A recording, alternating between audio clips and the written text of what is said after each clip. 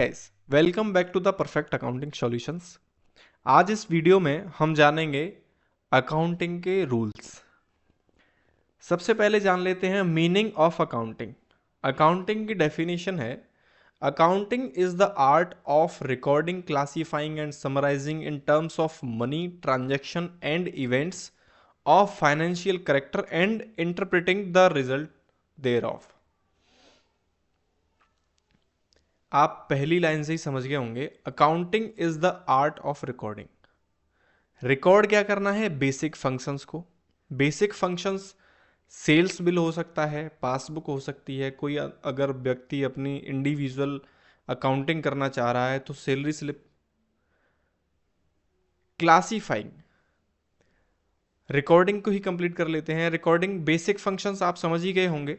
Recording is done in a book called journal. Recording किस में की जाती है? एक किताब जिसको जर्नल बोलते हैं। Journal is divided into several subsidiary books. फिर जर्नल में से अलग अलग बुक्स के अंदर एंट्रीज को डिवाइड किया जाता है। Classifying, classifying systematic analysis of recorded data. जो हमने डेटा रिकॉर्ड किया है बुक्स ऑफ अकाउंट्स में, उसको सिस्टमेटिक तरीके से रिकॉर्ड एनालिसिस करना। Book containing classified information is called laser. जो हमने जर्नल में बुक किया था उसको अब हम लेजर में एंट्री करेंगे, पर्टिकुलर अकाउंट्स में। पहले हमने सारी एंट्री जर्नल में डाली, उसके बाद हम लेजर्स में उनको डिवाइड करेंगे। तो book containing classified information, classified information मतलब क्लासिफाइड यूज किया गया है कि अलग अलग अकाउंट्स के लिए इंफॉर्मेशंस को रिकॉर्ड करने वाली बुक को बोला जाता है ledger. Book containing classified information is called ledger. Summarising, summarising पहले हमने रिकॉर्ड किया डेटा, उसको क्लासीफाई किया सिस्टमेटिक तरीके से, फिर समराइज किया उस डेटा को। समराइजिंग क्या किया हमने? Preparation of financial statements. पहले रिकॉर्ड किया डेटा, फिर सिस्टमेटिक तरीके से एनालाइज किया, फिर उसके बाद हमने प्रिपेयर किया फाइनेंशियल स्टेटमेंट्स को, जिसमें ट्रायल बैलेंस, पहले ट्रायल बैलेंस बनाया, फिर प्रॉफिट एंड लॉस अकाउंट, फिर बैलेंस शीट, फिर कैश फ्लो। ये सारी चीज़ें बनती हैं लास्ट में। जब हम डेटा रिकॉर्ड करते हैं उसको क्लासीफाई कर लेते हैं, चेक कर लेते हैं डेटा को, उसके बाद तो ये एक प्रोसीजर है अकाउंटिंग का। नेक्स्ट चलते हैं, to analyse the dual aspect of each transaction two approaches are followed. Transactions को रिकॉर्ड करने के लिए, समझने के लिए दो अप्रोचेस का यूज किया जाता है। पहली है मॉडर्न अप्रोच, दूसरी है ट्रेडिशनल अप्रोच। मॉडर्न अप्रोच के according it is the relationship between assets, liability and equity. Equity होती है ओनर्स कंट्रीब्यूशन। ओनर, मालिक, जो कंपनी को चला रहा है, जिसने कंपनी को रजिस्टर करवाया है, उसका जो पैसा होता है उसे कहते हैं इक्विटी, ओनर कंट्रीब्यूशन। जैसे एक एग्जांपल है, मालिक ने 30,000 रुपये डाले बिजनेस में और 1 लाख रुपए का लोन लिया। जो लोन लिया वो भी कैश में लिया, जो इक्विटी डाली वो भी कैश में डाली। तो इक्विटी, मालिक का जो पैसा है वो, और जो लोन लिया है वो हो गई हमारी कंपनी के लिए लाइबिलिटी। क्योंकि हमारे पास 1,30,000 कैश आ चुका है, वो हो गई हमारी असेट। तो लाइबिलिटी और असेट दोनों बराबर हो गए, मेरी बैलेंस शीट टैली हो गई। इक्विटी 30,000 रुपये, लोन मेरा 1 लाख रुपये, 1,30,000 रुपये मेरे हाथ में है, कैश है मेरे पास। तो एक तरफ लाइबिलिटी 1,30,000 से खड़ी हो गई, एक तरफ असेट मेरी 1,30,000 रुपये से खड़ी हो गई। तो मेरी बैलेंस शीट फिलहाल टैली है। मॉडर्न अप्रोच के अकॉर्डिंग अभी जैसा हमने पढ़ा कि this is the relationship between assets, liability and equity. तो मॉडर्न अप्रोच के अकॉर्डिंग डेबिट असेट, असेट्स को हमेशा डेबिट करना है। क्रेडिट लायबिलिटीज, लायबिलिटी को हमेशा क्रेडिट में रखना है।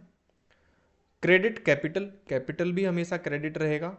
डेबिट एक्सपेंसेस, एक्सपेंस को डेबिट करना है।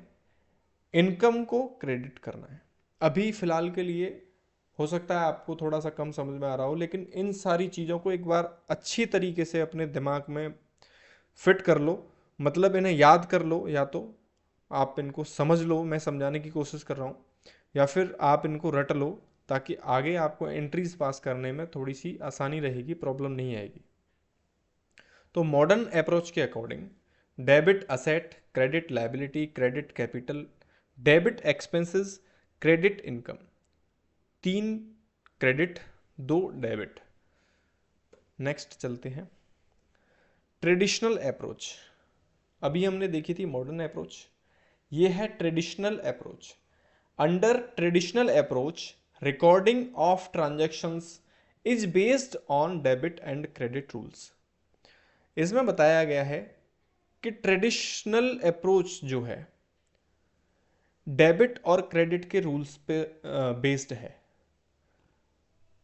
जिसके गोल्डन रूल्स हैं। गोल्डन रूल्स के अकॉर्डिंग बेसिकली 3 तरीके का अकाउंट्स होते हैं, 3 types of account.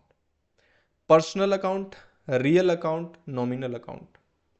Personal account balance sheet के रिलेटेड होते हैं, रियल अकाउंट बैलेंस शीट से रिलेटेड होते हैं, नॉमिनल अकाउंट जो होते हैं वो P&L, प्रॉफिट एंड लॉस से रिलेटेड होते हैं। एग्जाम्पल्स हम आपको देंगे आगे। पर्सनल अकाउंट के अकॉर्डिंग अगर किसी को ड्यू दिखाना है तो debit the debtor, credit the creditor. Left hand side पे आपको दिख रहा होगा due, debit the debtor, credit the creditor. या तो आप सिंपली इसको याद कर लो, या मैं समझा रहा हूँ, अगर आपको समझ में आ जाता है तो बहुत अच्छी बात है, आपको आगे प्रॉब्लम नहीं होगी। अगर नहीं समझ आ रहा है तो आप 1-2 बार वीडियो देखें, समझने की कोशिश करें। हो सकता है नहीं समझ में आए तो फिर आप उसको रट सकते हैं आगे के लिए। Debit the debtor, credit the creditor. Simple से वर्ड्स में समझना है आपको। अगर किसी को ड्यू दिखाना है, मैंने अगर किसी को माल सेल किया, कोई भी गुड्स मैंने सेल किया मिस्टर एक्स को, तो मैं मिस्टर एक्स को डेबिट करूंगा। उनका बैलेंस में जब भी देखूंगा, अगर मुझे डेबिट दिखाई दे रहा है तो मेरा जो पैसा है वो रिसीवेबल है। डेटर, डेबिट द डेटर के नीचे लिखा है मैंने रिसीवेबल। अगर उनका अकाउंट डेबिट है तो वो रिसीवेबल है, मुझे उनसे पैसा लेना है। ये ड्यू में इसलिए लिखा है, ड्यू उनके ऊपर ड्यू है, अभी उन्होंने पैसा दिया नहीं है मुझे इन एनी टर्म्स, ना उन्होंने मुझे कैश दिया है, ना मुझे ट्रांजैक्शन कोई भी बैंक में उन्होंने दी है, तो इसलिए उनके ऊपर मेरा पैसा ड्यू है। उनका बैलेंस अगर डेबिट दिखा रहा है आपको उनके अकाउंट में, इट मीन्स कि रिसीवेबल है। Debit the debtor, credit the creditor. Creditor, मैंने अगर किसी से माल खरीदा है तो मैं मिस्टर वाई से अगर मैंने माल खरीदा तो मैं मिस्टर वाई को क्रेडिट करूंगा, और अपने पास जो मेरा माल आ रहा है उसको मैं डेबिट करूंगा। या मिस्टर वाई ने मुझे 1,00,000 रुपए दिए, तो मैं मिस्टर वाई को 1,00,000 रुपए से क्रेडिट करूंगा और अपने कैश अकाउंट को डेबिट कर लूंगा 1,00,000 रुपए से। जब भी मैं मिस्टर वाई का लेजर खोल के देखूंगा तो वहां पर मुझे क्रेडिट बैलेंस दिखाई देगा। इट मीन्स कि मुझे पेएबल है बैलेंस, मुझे पे करना है। Receivings and giving. In case of receiving giving, अगर आप किसी को पैसा दे रहे हो या किसी से पैसा ले रहे हो, दोनों ही टर्म्स में debit the receiver, credit the giver.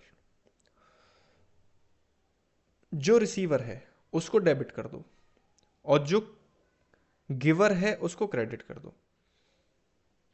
Let suppose mister Y ने जब मुझे 1,00,000 रुपए दिए तो रिसीवर क्या है, कैश दिया उन्होंने, या बैंक जो भी है उसको डेबिट कर दो।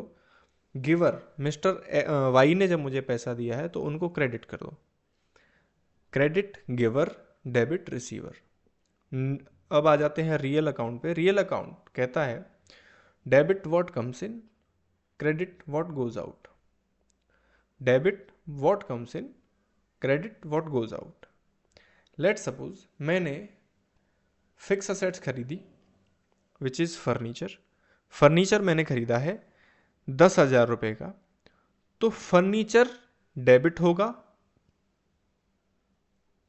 Credit what goes out, cash मेरे हाथ से जा रहा है, डेबिट फर्नीचर, फर्नीचर मेरे पास आ रहा है, कैश मेरे हाथ से जा रहा है। तो जो आ रहा है, फर्नीचर आ रहा है तो डेबिट कर दूंगा, कैश जा रहा है तो क्रेडिट कर दूंगा। Both are real accounts, cash भी मेरा रियल है, फर्नीचर भी मेरा रियल अकाउंट है। तो दोनों में डेबिट कर दूंगा मैं फर्नीचर को, क्रेडिट कर दूंगा कैश को, क्योंकि मैं कैश मेरा जा रहा है, फर्नीचर मेरे पास आ रहा है। लास्ट है nominal account which is related to the P&L, profit and loss. Debit all expenses and losses, credit all income and gains.